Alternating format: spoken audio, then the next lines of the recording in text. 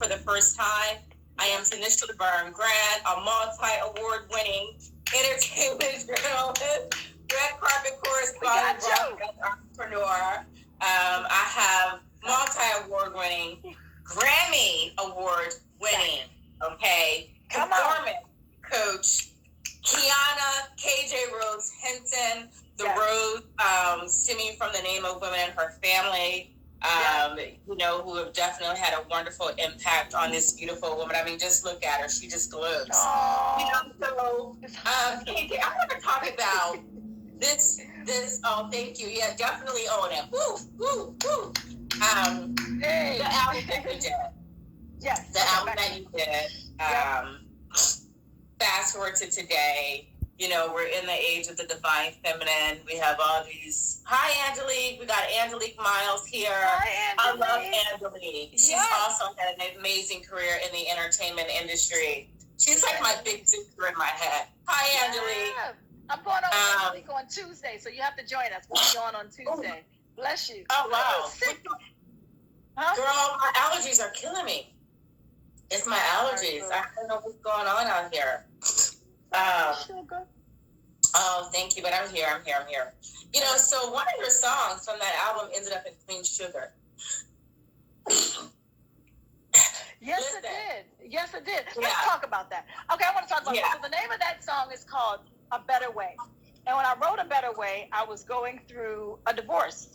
Yep, I just put it out there. I was going through a divorce, and I wrote the song. Really, it stemmed from a very painful place, but it was like my tool, that I needed to it was like a healing tool.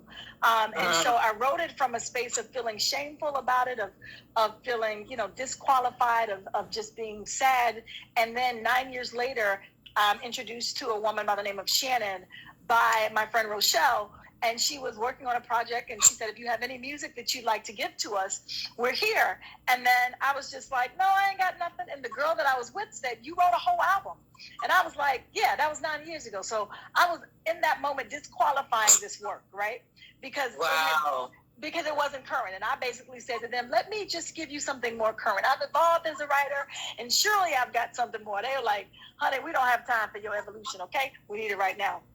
So I gave them the music, and a couple of weeks later, it ended up in Queen Sugar, and not just on any episode, on any scene, but a scene specific to love and honor and trust and commitment. So within the 52 seconds, which was the duration of that scene, my connection to the song had been kind of reimagined, like it had been renewed. And so it taught me a few things. And that's like, number one, that God can redeem time. So anything that you've done that you think you've lost. Music is timeless. Your gifts are timeless. We got Nina Simone still feeding us. You know what I mean? We have all these legends who have since, went on into the supernatural, still feeding us. That is what your gift is. Yep. There is no time stamp on your gift. Amen. And now it's like, wow, in the body of work, within your body of work, you have this amazing director, Ava DuVernay, by way of Oprah Winfrey. Yep. You know what I mean? Queen Sugar. That's some healthy prosperity. Yes. It was healthy prosperity. Woo. And I feel like I've been orbiting Oprah ever since. I'm calling you KJ. Yeah. KJ, I want to talk about your decision to pivot ever so slightly out of, performing as a vocalist to training vocalists. When did that happen, and what was the impetus for that? Good question, Tanisha. Hold on, you guys. We got to take a 1 minute because I got to deal with my sinuses. I do apologize. Okay, that's okay. I'll keep talking, everybody. Thank this you. Right here. Also, thank you, Peace Man. Okay, so I'm going to tell. The question she asked was, how did I pivot from being an artist to being a performance coach? Here's the thing. We're all artists. I'm still an artist. I just work in a different capacity, right? Before I was a vocal artist, now I'm a performance artist. But I think for me, I had taken so long for this thing to develop because I was not believing that I was supposed to be the messenger for that. And so once I completed the task of this album, right? I said I didn't need 5 albums to be an artist, okay? I only needed 1. And so once I completed this album, I said to myself, Lord, there's got to be something else. Like I felt like either I was exhausted from this or it had taken me so long to believe in it that once it was over, it was just like, you did it, girl, and you don't have to do it again. And that's really how I felt. And so I remember Carolyn Williams, who was in marketing at J Records, called me and said, hey, we have some artists we want you to work with. And so, of course, I would have loved for that call to have been, hey, we want to sign you. But it was, this other thing that I had to make sure that I was not doing that in lieu of something not working, right? Because then you become a bitter coach. You're just powerful. A bitter coach. So I was like, let me see where my heart is in this. And once I completed just kind of that whole internal assessment, I realized that was the natural progression for me, that the artist in me was the talent, but the coach in me is the assignment. And I needed them both. They both work in tandem, right? Because I speak the language of an artist. I understand what that feels like. I know how we are sensitive about our art, about our projects. And that's why you're so amazing at it. That's why you're so amazing at it. You live that experience. I live it. You live that experience. And I think, when you're coaching and giving advice in any space, it's always, it comes off much better to know that you've walked in it because you have an inherent understanding, of what that life is like. I operate in the same mindset. I was an actress, pursued acting, worked as an actress, was on set 12 and 16-hour days, got my SAG card via working on Full of Love with Holly Robinson Peete. I've been directed by, Stan Lathan and Oz Scott. And the truth is, I'm a better journalist, in my opinion, than I am an actress. Not saying that I would never go back to it, and I don't get sides every now and again. But when I'm on a red carpet and I'm interviewing, hi, Dario Christian. Hi, Dario. I see him. Woo! My handsome co-host. That's my on-air husband. Daryl's my on-air husband. But yeah, I'm able to speak to, these actors and writers and directors from that same place because, I know what it's like to be on set. I know what it's like to be studying lines. I know what it's like to get those script changes and to still have to be off book. And I know what it's like to walk on set for the first time in character or the first time ever on set as a paid and working actress. So I so totally understand and so respect that you were able to open yourself up and welcome that, you know what I mean? And then do it with such a level of enthusiasm that is so contagious. You guys, every time I see her, she is such a light. Such a light. So bright. Always smiling, big. Just her aura is like, woo. Woo. Woo. Tears. Oh, listen, I got to pay it forward. Got to pass it on. Thank you. Amen. That's what this COVID-19 is about. It's about bringing people together, bringing men and women together, relationships, starting new relationships, so here we are. You've worked with some amazing people. I mean, all these wonderful luminaries. Is there anybody that you were nervous to work with, KJ? Hey, girl. You know what? Okay. So when you were mentioning Diddy and Justin and Janet, and just so everybody knows, I did not coach them, but I sang background for them, just for clarity. Right. But the person that I grew up trying to emulate and putting their choreography in my pom-pom routine and just trying to just get the Rhythm Nation. I mean, Janet, when I sang background for Janet, I was completely nervous because you have to understand that you're being hired for one job, and that's stand back there and sing. But you see her in the flesh doing all of the moves you've been doing all your life. And wait, hold on. Let's say hi to Mike Hill. Mike Hill is here. Hi, Mike. Hi, Mike. That's my friend. Hey, friend. welcome, everybody. Working with Janet. So just that experience alone said to me, okay, every now and then you need like a nod from the Lord to say you're on the right path, And so when I think about where I started as a child, trying to do all the moves of Pleasure Principle, and now I'm in the studio as she is doing the choreography for Pleasure Principle. It is one of the most rewarding. I was like, if another thing don't happen, Lord, you've already done it. I said, 360. 360, girl. 360. I don't even think I got a chance to share it with her, but I also feel like one of the other kind of like defining moments, so when I was leaving Pfizer Pharmaceuticals to go on tour with Puff, my mother was like, so what are we doing about your stock options? And I was like, I think we're good. I vested. And she's like, what about your 401k? And then what you gonna do about healthcare? And I was just like, I think I have all that under control, Ma. She was like, well, it doesn't seem like you're calling to ask me to go on this tour. And I was like, well, what I think I'm doing is just calling to let you know. So then fast forward to have my mom in the front row as Busta and Spliff are pretty much mooning the audience, right? And then to have me in Chicago on the Diddy tour. It was Puff and Bad Boy Family World Tour. To have her in the front, and then let's fast forward for my mom to be with me in Vegas when I was singing with Janet. So it was like, I think for her, what a career, girl, what a career. That was and like, here's the thing, the best is yet to come. The best is yet to come. Okay, like next chapter.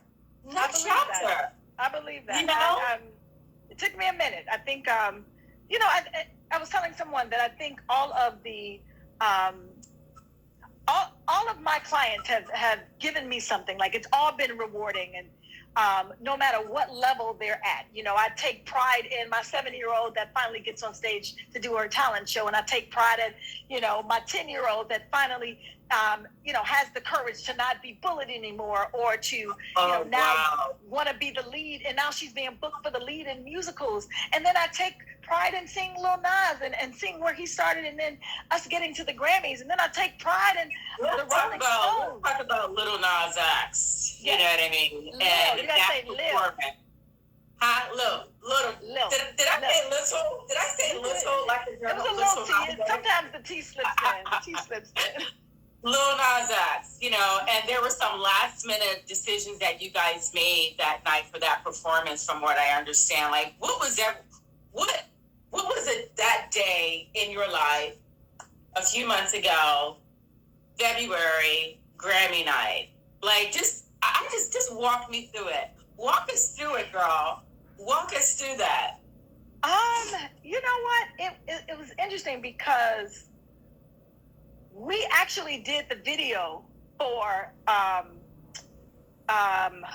Rodeo during the same time, right? So imagine, we're going from rehearsal to a video shoot every day, and that's how much will and guts and heart that Lil Nas has, right? Because we would be rehearsing for hours, and then we'd be on the video shoot till 3 and 4 and 5 in the morning. And so there were times I was like, I'm gonna have to tap out here. I think you guys have it. So I was like, I think we're good now. And so that was inspiring, that he just wanted it to be great, and he will stop at nothing to make sure that it fully represents him, and that is nothing that's mediocre. And so, imagine we've got Billy Ray Cyrus and Nas and the Nas factor with the Lil Nas X factor. to witness them. And the video came first, which is what made the Grammys so good, because they got a chance to really, be around each other. And it wasn't like we were putting these two artists together to now create this performance that felt relatable. It was the video shoot. I'll never forget watching them have a conversation about the name Nas and Lil. Wow. And so, just that conversation in itself, where I felt like Nas was saying, I see you, brother. And he said, I want you to keep going. He said, I want you to keep your foot on their neck. And he was like, look what you have done with your, he was so encouraging. Tile Tim's. I love what Nas says. What was that album? Distant Relatives with him and, I forgot which Marley it was. He's just like, you got to tie your Timbs. So KJ, you work with, a lot of, strong personality types, these type A, these alpha men, these queen bees, girl, hello, Silk Little God. So good to see you. It takes a special hand. And I'm good. It takes a special hand to get some of these personality types to, be open, stay open to your vision. When there's pushback, or you are, detecting pushback, how do you deal with that in a very, elegant and eloquent way? Because that's the only way to do it. Right. That's the only way to do it. I'm thinking. I know in my experience, you can't meet fire with fire. Right. Well, for me, I take the ego out of it. Right. I know that I never look at any artist as just another artist. I know that if you have called me, if God has put me with you, then I've been assigned to you. And so your pushback is not going to scare me. Now I just have to do a little bit more navigating where I could feel the spaces in your life. Whatever you're currently thinking about yourself, where I can kind of push in and interject my message. And so what I learned was there is so much power in just observing, right? Not feeling like you have to assert yourself into spaces. There are a lot of times people may be or have been like, why is she here? Like, what does she do? What is she, what is she adding? Or, which is fine. Yeah. Like, I don't take it personally, because they'll see soon, right? I know that I'll shift. Hold on. Can you repeat that line? Because they'll see soon. Wait, hold on, listen. Spoken like Sister Henson. Deaconess. Spoken like Deaconess Henson. I'm just saying. I love it. I'm aware that I am a vessel, and so this work is work that God pulls through me, right? And so it's more about, and I pray before I go in, and I ask God to show me the areas that I can add value to them.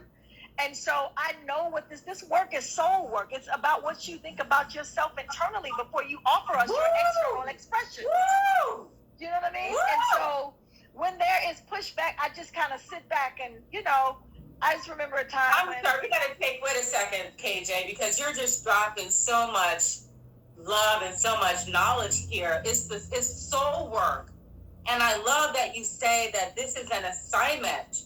Yeah. You know what I mean? I say that a lot, as it relates to my own career. I'm like, I'm not in these spaces. This is not me ego tripping. I'm here because God wants me here. I come as one, but I stand as 10,000 times 10. Do you know what I mean? Yeah. For all the women who came before me, my ancestors who didn't get an opportunity to enjoy the simplicity of femininity and womanhood, when I step on that carpet and I start on that mic, it's about them. You know what I mean? Yeah. So I so love that you are talking about, what your assignment is, and that it's about doing the soul work. It's about doing the soul work. So we're talking about soul work. So you have a book now. I've got a book. Yeah. Sorry, I just had to do an intro for the book. But let me just tell you, I didn't start with singing. I was going to say, I didn't start with being that confident about the book. Initially it was just like, yes, I have a book. It was very small. It was like, because it took me a while. It took me 2 years to believe that I was supposed to be the messenger. Somebody said, "Sang, sis." Yes, that's a new song. I am got that's probably the baby. I've got a book. Yay! Anyway, so I started being very timid and just and that's the one thing I've learned is nobody's gonna rally for you if you ain't rallying for you, right? And so you got to pre-approve yourself before you get other people to approve it. So before it went out to the world, I had to understand that this was the message. I don't care if there's a million books out there. God told me to write this one, and it still is relevant, and it still is qualified, and it still is necessary to whoever's supposed to get it. And we all have a contribution to make. And this was my part. I was traveling to all of these different countries, and I wasn't leaving them with a tangible solution to continue the transformation. Wow. And so it didn't come from this place where I was like, oh, somebody said the book that's about everything. What did you like most? She said she likes the part about pivoting. Yes. Yeah. Yeah. And so I started just writing every day, and I think what happens is we get so... When did you start writing the book, KJ? When did you start writing? Maybe 2 years ago. If I could find my Timmy... Oh, there's the phone. Maybe about 2 years ago. I was like, if I could find...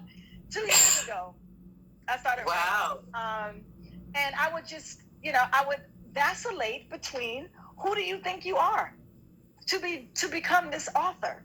Stay in your little space. That's that imposter syndrome. That's that imposter syndrome. I just interviewed Erica Pittman a couple of days ago. Yes, another amazing woman who speaks so highly of you. I mean, both of you have wonderful reputations that precede itself.